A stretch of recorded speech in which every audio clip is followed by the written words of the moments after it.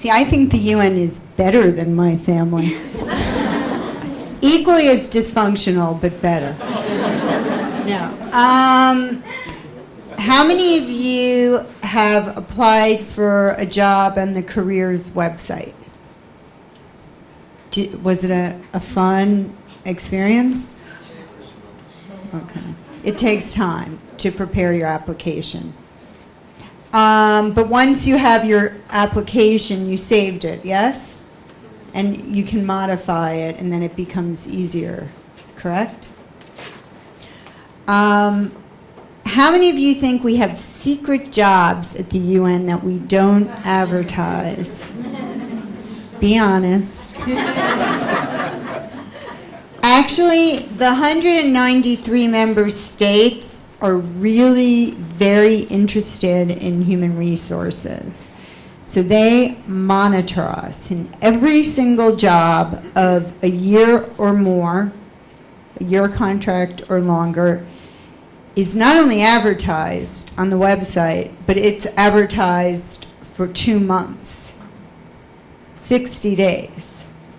Wouldn't you agree that's quite a long time? If someone's looking for a job, 60 days you have. So don't wait to day 60 because they will tell you the application takes time, but you do have a significant amount of time to apply.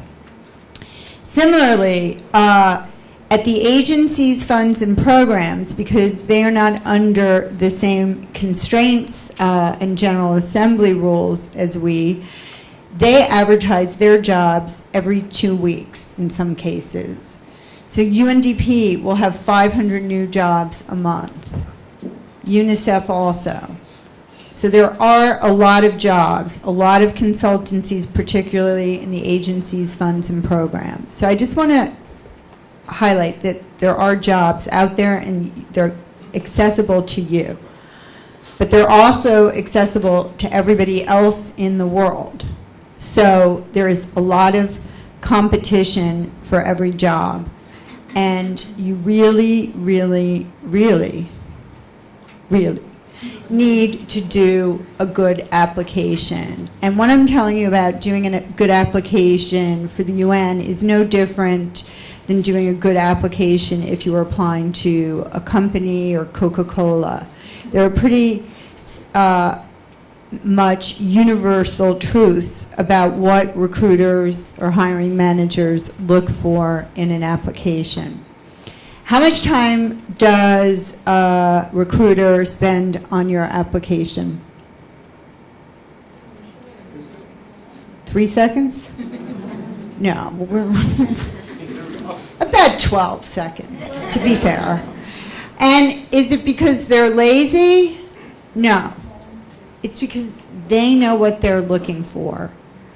And so you really have to put yourself in the position of someone who's recruiting for a job and has 1,000 applications and a lot of pressure to create the short list and get the interview going.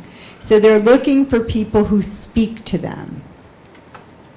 Like, what am I talking about? You need to speak to the recruiter. And to speak to the recruiter, you need to understand the language. And the good news is I'm going to tell you how to do that. For example, if you're applying for a job in the UN Secretariat, before you even try to do your application, go to careers.un.org and do a search. So say you're an economist. Look at the economist jobs. Say you have how many people have 5 years or more of experience here? All right. So start with 5 years of experience and see what they expect at 5 years. Then look in other departments because it may not be obvious. Look in, say, finance. See, maybe your economic skills would be also transferable to finance. Spend some time reading the job, the duties, the requirements, the competencies. And as you're doing that, something is going to happen. You're going to start to understand the language of the recruiter. This is going to help you when you frame your application when you're framing your experience. It's also going to tell you something else very important. Do you even want this job? So all of our jobs, except for some that we hire generically for pools of people for field missions, and they will say multi-duty station, all of our jobs will tell you the duty station. So the duty station could be in Addis Ababa, it could be in Nairobi, it could be in Santiago, it could be in New York, Geneva. Should you apply for a job, it's your dream job, it's everything you want, it's in Addis Ababa, and you don't want to go to Addis Ababa? Should you apply for that job? No. If you do not want to go to Addis Ababa, we're not changing the location of the job. And seriously, it takes so long to recruit people and do the assessments and the interviews that if you got to the point where someone is offering you a job and you say, well, I don't really want to go to Addis Ababa, you better wait a long time to apply to another job, because you should never apply for a job you wouldn't take, not just in the UN, but anywhere, because it goes to your credibility. Obviously, people have circumstances that change, and we understand that. But as a rule, for me, for example, there could be my dream job in Afghanistan. I am not going to Afghanistan. That's just above my threshold. But you see, I've worked in Rwanda, I've worked in Haiti. So it's just about your own comfort level, but please read where the location is. Then read the job, and it's true. We ask for a lot. Like, you'll see these duties, and it's going to go on and on and on and on and on. And maybe you don't have every single thing the way we frame it in the job announcement. But that's where the finesse and the skills and your careers office can help you. This is where the art of applying for a job comes in. Because at this point, you really need to frame your work experience in a way that matches what we're looking for to speak to the recruiter to say you can do it. In addition to understanding the job, creating the application,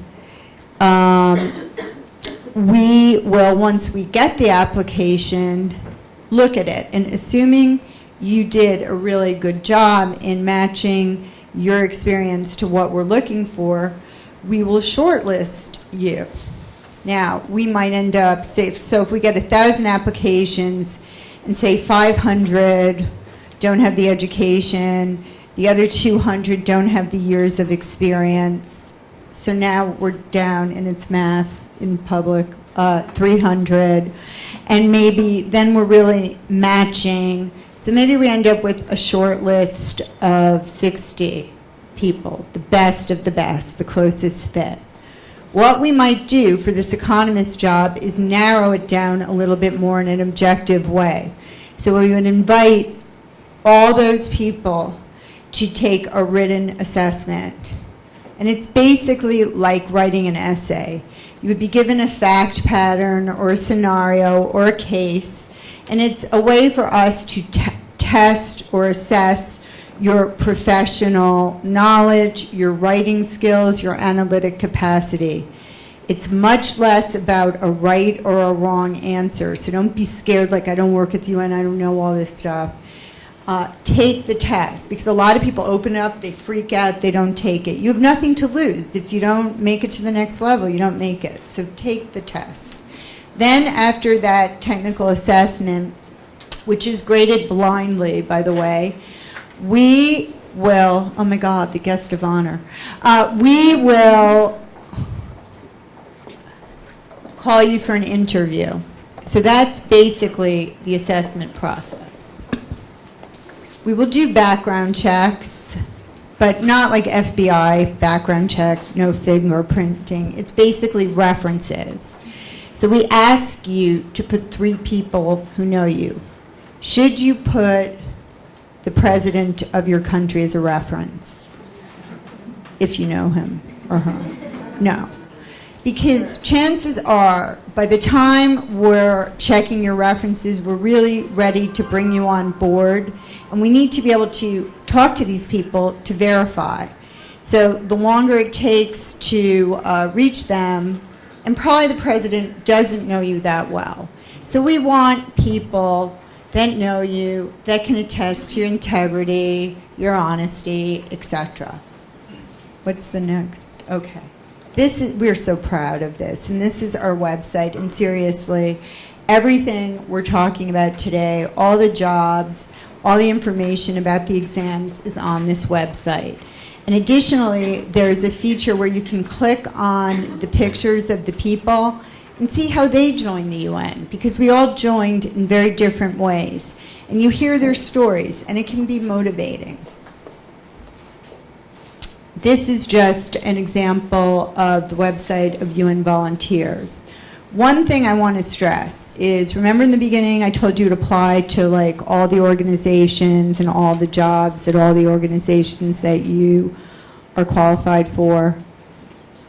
That means you actually have to go to their websites and fill out their applications. Unfortunately, it's not like you apply to the UN Secretariat, we're like, this is wonderful, and we send your application to everybody. No. So we just want to show you that every organization has its own entry point, but the substance of the application is pretty much the same. So now you've searched around the websites, you're ready to apply for the job.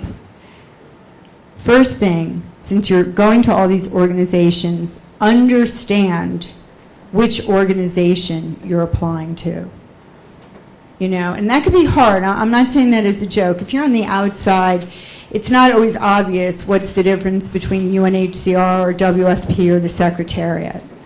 But luckily, there's internet and Google is your friend. So do a little reading before you apply. So understand, it's in the job announcement, and if you're applying to the Secretariat, we will tell you the economist job is in Addis Ababa. We will tell you, minimum, you need 5 years experience. So if you have 4.5 years of phenomenal experience, should you apply for this job? Right answer, no. The one thing the UN can do very well is count. And actually, it's not even the UN, it's our IT tool, so it'll just throw you out. But also, be very careful filling in the application, because something happened where this guy filled in his whole application in English, and there's a part at the end to say languages, and he forgot to say that he spoke English, which he did, and the job was a requirement of English, so he also got thrown out. So take your time on this application. Once you understand the position and you're ready to go and be the economist in Addis Ababa, then there's going to be all this other stuff that you need to fill in, and don't do it in one sitting. Do an hour save. Your personal information. We do ask you about your family members, your dependents, and it's not just because we're nosy.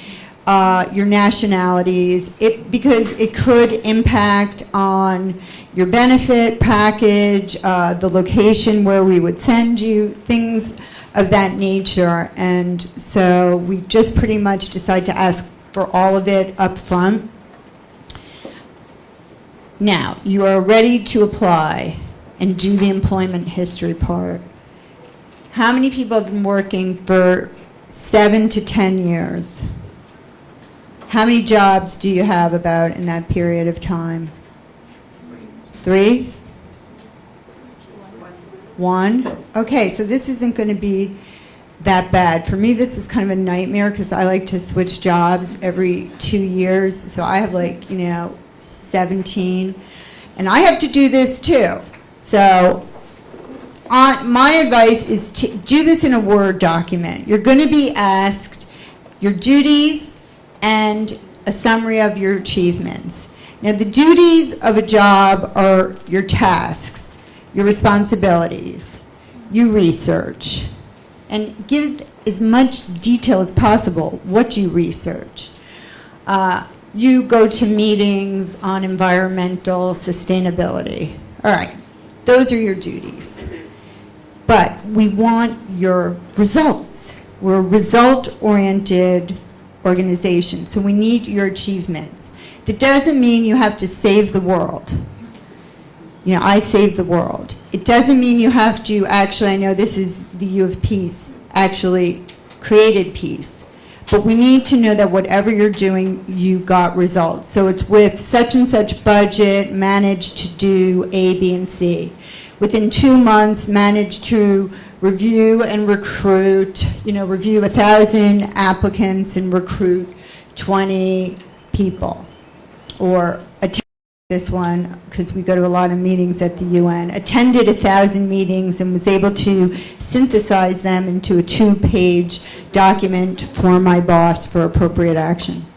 Okay, so you get that. There's 2 parts, and every job you do, you have some achievement. So frame it, linking it to what the ultimate goal is of the job you're applying for. Cover letter.